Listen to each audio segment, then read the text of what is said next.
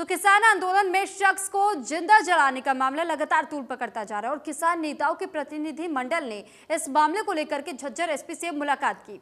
इस दौरान किसान नेताओं ने निष्पक्ष जांच की मांग की और उन्होंने कहा कि जब तक जांच पूरी नहीं हो जाती तब तक कोई गिरफ्तारी नहीं होनी चाहिए। वहीं एसपी ने भी किसान नेताओं को निष्पक्ष जांच का भरोसा दिया है।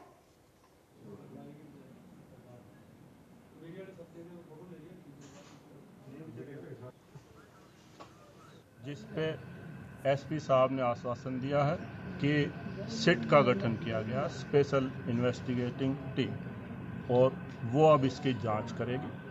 हमने इसमें 2-3 बातें रखी थी।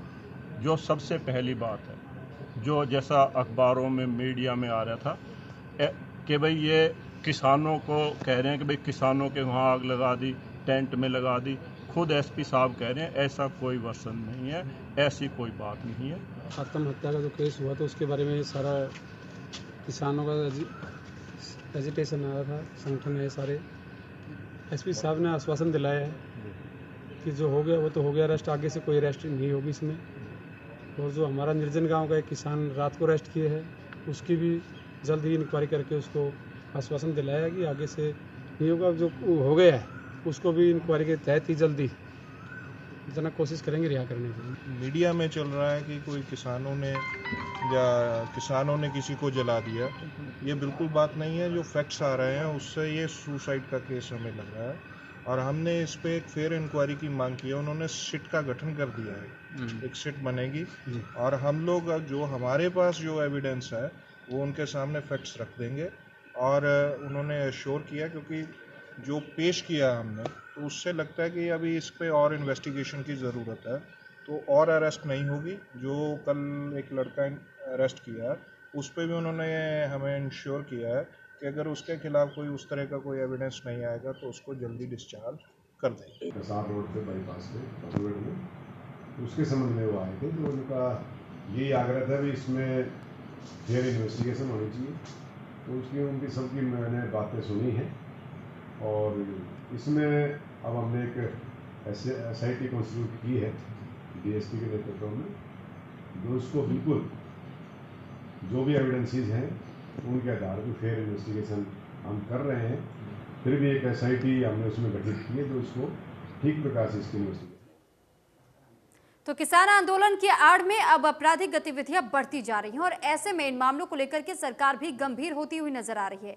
आंदोलन में हो रही घटनाओं पर गृह मंत्री अनिल विज ने कड़ी प्रतिक्रिया देते हुए कहा कि अब आंदोलन किसानों के हाथ से निकल गया है और अगर कोई आंदोलन होता है तो उसे संभालने की जिम्मेदारी उस आंदोलन के नेताओं की होती है। उन्होंने ये भी बताया कि ऐसी जितनी भी घटनाएं हो रही हैं, सरकार ऐसे मामलों पर निरंतर कार्रवाई कर भी रही है। अब ऐसी जितनी भी घटनाएं हो रही हैं हम उसका संज्ञान ले रहे हैं और जो भी कानूनी कार्रवाई बनती है वो हम कर रहे हैं।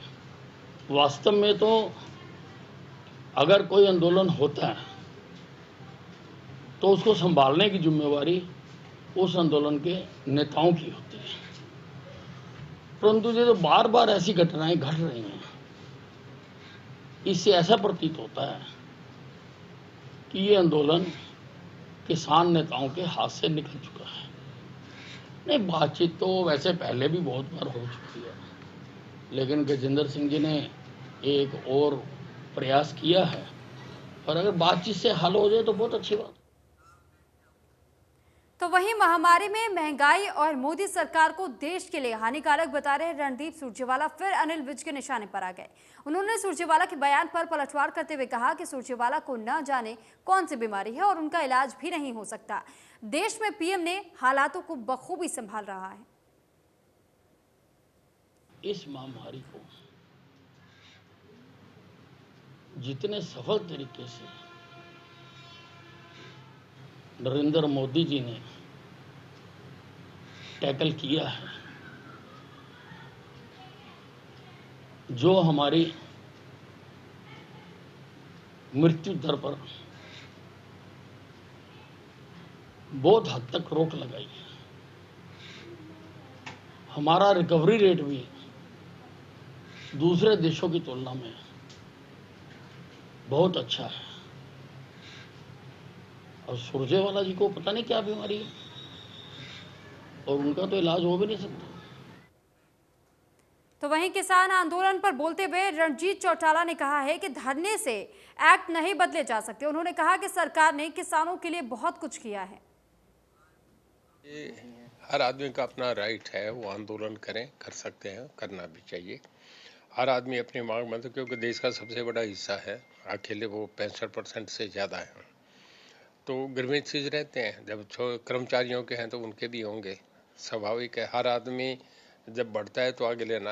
हमारे फार्मर्स ने बहुत मेहनत करी है, उनका बहुत चीज़ों पे वो ठीक भी है, पर गवर्नमेंट देने में भी कहीं कसर नहीं रख रही। कुछ इश्यू जो एक्ट की बात है, मैं समझता हूँ इसमें इतना नहीं है। जब गवर्नमेंट ने बार बार कह दिया कि तुम सामने हो, जहाँ गलत लगता है वो तुम काट दो, एक्ट रिपील नहीं हो सकते। कल ये हो जाए, परसों कोई पार्लियामेंट पे धरने देखें कि साहब ये ख़त्म करो, तो हम फिर चलने देंगे। फिर तीसरे पे कश्मीर के लोग कुछ कहें कि हम यहाँ ये करेंगे, तो यूँ धरने से इससे एक्ट नहीं बदले जाया करते। हमारे सीएम साहब ने, कमेटी ने कई बार खुल के उन्हें कह दिया। मैं समझता हूँ ये फार्मर्स को आज तक कांग्रेस नहीं कर सकी कि हम उन्हें जो है ये एमएसपी जो है इनकी डिस्टर्ब नहीं करेंगे। इस बात पे उन्होंने गारंटी दे दी। ये भी कह दिया कि पराली का मामला जो बहुत लंबे से लंबित था सुप्रीम कोर्ट का, कि इस मामले में भी हम इसे शॉर्ट आउट करेंगे, या तो उन्हें कंपनसेशन देंगे या पराली के मामले में हम इसमें कोई अमेंडमेंट करेंगे। और जो जो सिविल कोर्ट से केसेस अगर कोई फार्मर जुडिशरी में ले जाना चाहिए, उसके लिए भी उन्होंने परमिशन कर रहे थे। जो और वहीं अपने 3 दिवसीय दिल्ली दौरे को लेकर के सीएम मनोहर लाल ने कहा है कि ये दौरा कोरोना से बचाव की तैयारियों को लेकर था और कोरोना काल में प्रदेश में जो विकास संबंधित गतिविधियां धीमी हुई हैं उनको गति देने के लिए भी चर्चा की गई है। और इसके अलावा सीएम ने मंत्रिमंडल विस्तार को लेकर भी कहा कि फिलहाल मंत्रिमंडल विस्तार की कोई संभावना नहीं है। इसके अलावा सीएम ने केंद्रीय रेल मंत्री पीयूष गोयल से हुई चर्चा के बारे में भी विस्तार से जानकारी दी। हेतु तो सीधा सीधा था, कोविड का राहत मिलने के बाद बाकी सारी गतिविधियां जो थोड़ी स्लो हो गई थी उनको गति देने के लिए सभी विभागों के जो पेंडिंग काम है उनको दोबारा से चलाया जाए। मेरे रेल मंत्री से जैसे अभी बातचीत हुई है, इसी प्रकार से जो हमारे जल शक्ति मंत्रालय उनसे बातचीत हुई, पावर मिनिस्टर से बातचीत हुई है, फॉरेस्ट मिनिस्टर से बातचीत हुई है। जितने पेंडिंग इश्यूज थे वो सारे हमने वर्कआउट किए थे लिस्ट आउट करके, और उन्हीं के ऊपर चर्चा थी। तो मेरा 3 दिन का दौरा था, शुद्ध एक बिजनेस मीटिंग सभी मंत्रियों के साथ हुई और सारे काम जो अब थोड़े स्लो थे उनको गति मिल जाएगी। लेकिन साथ साथ कैबिनेट एक्सपेंशन को लेकर भी पूरे प्रदेश में एक्सपेक्टेशंस हैं या उम्मीद की जा रही है सर? देखिए, चर्चाएं तो आप लोग तेज करते हैं। मिल्खा सिंह के आज देहांत हो गया, विस्तार की संभावना तो नहीं है सर? हाल फिलहाल कैबिनेट विस्तार की कोई संभावना नहीं, कोई संभावना नहीं। योग दिवस अभी चूंकि कोरोना को हम मान के चलते हैं कि जितने भी कोरोना के बिहेवियरल जितने भी विषय हैं, जो सारी सूचनाएं हैं, अभी उसका पालन हम करेंगे। सोशल डिस्टेंसिंग का ध्यान में रखते हुए लगभग 1100 जगह पर हरियाणा में 50-50 सदस्य इकट्ठे होकर के और योग करेंगे। तो एक प्रकार से 50,000 से ऊपर लोग इस योग मैं चंडीगढ़ में करूंगा। तो इनेलो नेता अभय चौटाला ने एक बार फिर सरकार पर सवाल उठाए हैं और इस दौरान उन्होंने कहा कि प्रदेश के गृह मंत्री अनिल विज के बात को अधिकारी नहीं मानते। वहीं बीजेपी और कांग्रेस को उन्होंने एक सिक्के के 2 पहलू बताया। कांग्रेस बीजेपी आपस में मिली हुई है। कांग्रेस और बीजेपी की पोल खुल चुकी है। जितने भी अब तक के फैसले आए उसमें कांग्रेस ने बीजेपी के साथ मिलकर के मोहर लगाई है। इस करके लोगों का विश्वास सरकार से भी और अपोजिशन से दोनों से खत्म हो रहा है। आज फिर इंडियन नेशनल लोकदल पार्टी के साथ जुड़ रहे हैं। मुझे विज साहब पे तरस आता है। विज साहब पिछले 2 साल से लगातार इस तरह की कंट्रोवर्सी में है। विज साहब की अगर कहीं कोई सुनवाई नहीं है तो उनको तुरंत मंत्री पद से इस्तीफा दे देना चाहिए, क्योंकि विज हमारे बहुत पुराने साथी रहे और हमने विज को राजनीतिक तौर के ऊपर एक मजबूत नेता के रूप में देखा है। लेकिन जब से मंत्री बने हैं, इस दूसरी सरकार में बने हैं, तब से विज जो कहीं ना कहीं मुझे ऐसा लगता है कि सरकार उसकी अनदेखी कर रही है और वो अपने आप को कहीं स्थापित करने की कोशिश में। ज़्यादा बढ़िया ये है, विज की जगह अगर मेरा जैसा व्यक्ति होता तो ठोकर मार देता शाम से पहले। बिजली मंत्री रणजीत चौटाला ने केंद्रीय बिजली मंत्री आरके सिंह से मुलाकात की और दोनों के बीच करीब 1 घंटे तक प्रदेश में बिजली को लेकर के चर्चा की गई। रणजीत सिंह ने कहा कि केंद्रीय बिजली मंत्री के सामने कई मुद्दे रखे गए कि वो हमारे honourable RK Singh ji state minister of power हैं और इरिगेशन भी उन्हीं पे है। तो सीएम साहब पूरी टीम के साथ अपने पूरे सब्जेक्ट लेके गए हुए थे। हमारा एक इरिगेशन में बोर्ड बनने का जो बाखड़ा में है उसके लिए मेंबर की बात थी। सभी स्टेट का शेयर है, हमारा भी राजस्थान का होना भी चाहिए, जेन्युइन बात थी। अपना केस लीड करके आए और उसके साथ ही पावर मंत्रालय की कुछ बातें हुई। हमारे सीएम साहब ने बताया कि एक्सावेटर बनाने में हम पूरे देश का जो शेयर है उसमें अकेले हमारे हरियाणा का 80% है और इसके बाद कार बनाने में पूरे देश का जो है उसमें हमारा 50 है और ये आपका जो जेसीबी मशीन है वो 52% बनाते हैं, 2 व्हीलर 33%। ये पावर मिनिस्टर साहब को इतना पता नहीं था कि इतना बड़ा इंडस्ट्रियल हब है गुड़गांव। मैं कहने का जी ये हमारा शेयर है। लाइन लॉस के मामले में बताया कि जब ऑनरेबल हमारे मुख्यमंत्री जी ने टेक ओवर करा तो हमारा लाइन लॉस 31% था, आज हमारा 17 हो गया और अब इस साल हमारा मेरे ख्याल में 2% और जाएगा। हालांकि कोविड नहीं होता तो हम और ज़्यादा नीचे लेके जाते, तो उन्हें बहुत अचंभा था। फिर ये भी बताया कि हरियाणा टोटल रूरल इलेक्ट्रीफाइड है और इस कोविड में भी हम प्रॉफिट में रहे हैं। तो वहीं हरियाणा के शिक्षा मंत्री कंवरपाल गुर्जर का कहना है कि अब निजी स्कूलों के विद्यार्थी संस्कृत मॉडल स्कूलों में दाखिला लेने लगे हैं। यहां तक कि सरकारी टीचरों ने भी अपने बच्चों को संस्कृति मॉडल स्कूल में दाखिला दिलवाया है। उन्होंने आगे कहा कि हरियाणा का MIS पोर्टल का कार्य 25 जून तक पूरा हो जाएगा और अभी स्कूलों में एडमिशन जारी है। इसी के बाद स्पष्ट होगा कि सही स्थिति क्या है। उन्होंने कहा कि 4 लाख विद्यार्थियों के स्कूल छोड़ने की जानकारी अभी अधूरी है, सही जानकारी 25 जून के बाद ही मिल पाएगी। उन्होंने इनेलो नेता अभय सिंह चौटाला के उस बयान को गलत बताया जिसमें उन्होंने कहा था कि राज्य में 1500 प्राथमिक स्कूल बंद हो गए हैं।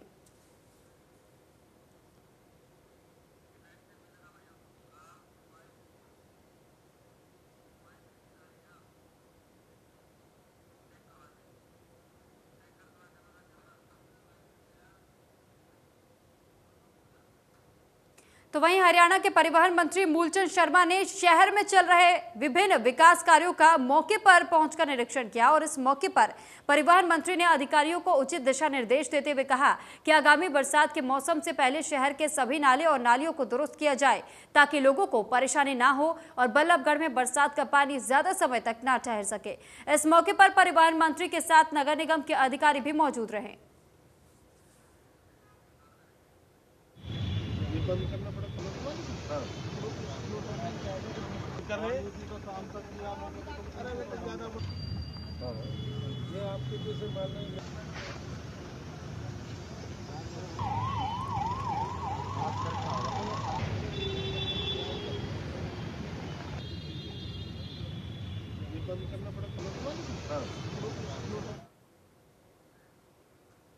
और वहीं देश के दमदार धावक व अपनी उपलब्धियों से दुनिया में भारत का नाम करने वाले एथलीट मिल्खा सिंह का शुक्रवार देर रात निधन हो गया। कोरोना से ठीक होने के बाद कोरोना से जूझने के बाद फ्लाइंग सिख मिल्खा सिंह जिंदगी की जंग हार गए।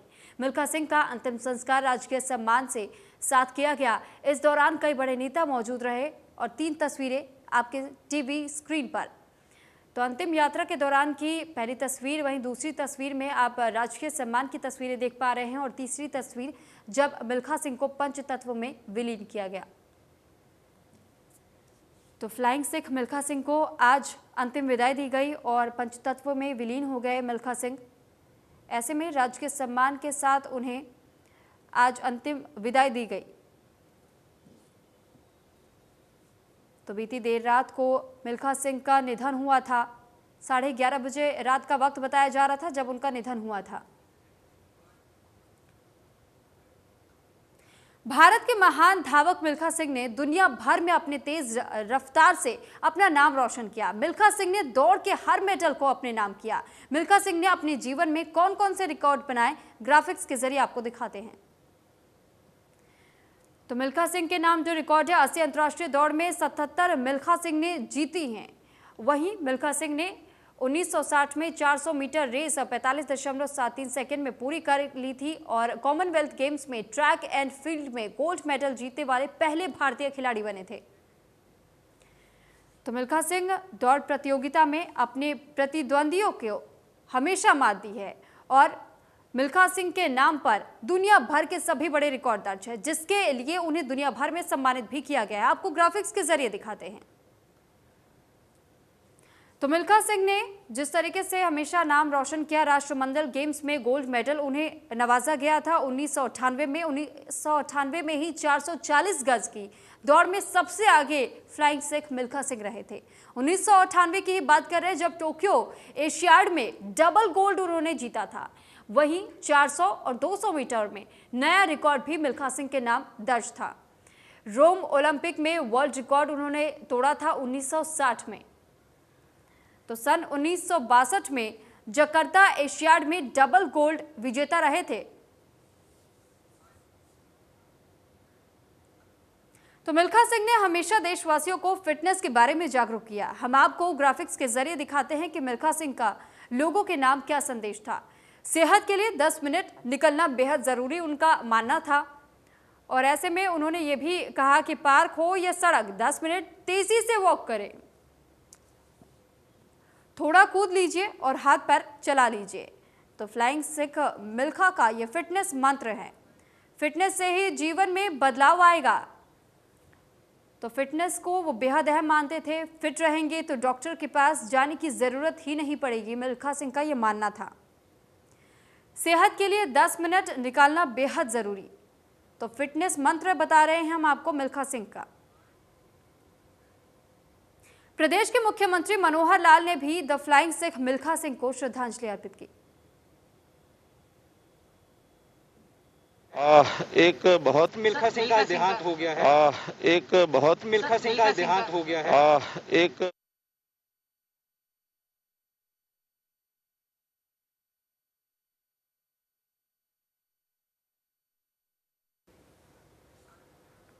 तो वहीं भारत के महान धावक मिल्खा सिंह के निधन से देश भर में शोक की लहर है और हरियाणा के खेल राज्य मंत्री संदीप सिंह ने उनके निधन पर शोक संवेदना प्रकट की। वहीं पहलवान बबीता फोगाट और योगेश्वर दत्त ने भी उन्हें याद किया। देखिए। आज सरदार मिल्खा सिंह जी के निधन की खबर मिली। बहुत बड़ा झटका खेल जगत को नहीं, पूरे विश्व को, पूरे देश को मिला है। युवाओं के वो आइडियल थे। बहुत से युवाओं ने उनकी जब भाग मिल्खा भाग उनकी जिंदगी के ऊपर मूवी बनी जब आई, तो बहुत से युवाओं ने खेल को चुना, बहुत से युवाओं ने फिटनेस को चुना उनकी जिंदगी के आधार पर जो मूवी बनी। आज खेल जगत को और पूरे देश को बहुत बड़ा सदमा लगा है। मैं उनके परिवार को शोक प्रकट करता हूं। बहुत दुख लग रहा है आज उनके बारे में ऐसा बोलते हुए, क्योंकि जब भी मैंने बोला है तो उनकी कहानी के ऊपर, उनकी जिंदगी के ऊपर, मोटिवेशनल जो उन्होंने लोगों को किया है उसके ऊपर मैंने बोला है। आज उनके बारे में ऐसा बोलते हुए मुझे भी बहुत दुख लग रहा है। मैं भगवान से प्रार्थना करता हूं कि उनकी आत्मा को शांति मिले और उनके परिवार को मैं शोक प्रकट करता हूं। दुनिया में भारत का नाम रोशन करने वाले श्री मिल्खा सिंह जी के बारे में सुनकर बड़ा दुख हुआ। आज हिंदुस्तान ने खेल जगत के एक अनूठे सितारे को खो दिया है। कल तक वो हमारे बीच में थे। विश्वास नहीं हो रहा कि आज वो हमारे बीच में नहीं रहे। मैं भगवान से प्रार्थना करूंगी कि भगवान उनकी आत्मा को शांति दे और अपने श्री चरणों में उनको स्थान दे। और सभी खिलाड़ियों से भी आग्रह करूंगी कि आज 2 मिनट का मौन धारण कर उनको श्रद्धांजलि अर्पित करें। धन्यवाद। आज सुबह उठते ही बहुत एक दुखद समाचार हमें मिला कि हमारे बीच में उड़न सिख मिल्खा सिंह जी नहीं रहे। मैं भगवान से प्रार्थना करता हूं कि उनको अपने चरणों में स्थान दे, उनकी आत्मा को शांति मिले और परिवार को दुख सहने की शक्ति मिले। मिल्खा सिंह जी भारतीय खेलों की दुनिया के एक नायाब हीरे थे, जिन्होंने खेलों को आगे बढ़ाने में बहुत बड़ा योगदान दिया। खिलाड़ी क्या होता है उसके मायने बताए। छोटा बच्चा जब भागता है तो बोलते हैं कि मिल्खा सिंह बनना है तेरे को। लगभग 8-10 साल पहले मैं मिल्खा सिंह से मेरी एक प्रोग्राम में मुलाकात हुई थी। जो उनके विचार थे, जो खेलों के को आगे बढ़ाने की उनकी सोच थी कि हिंदुस्तान के खेल आगे कैसे बढ़े, ओलंपिक मेडल कैसे आए।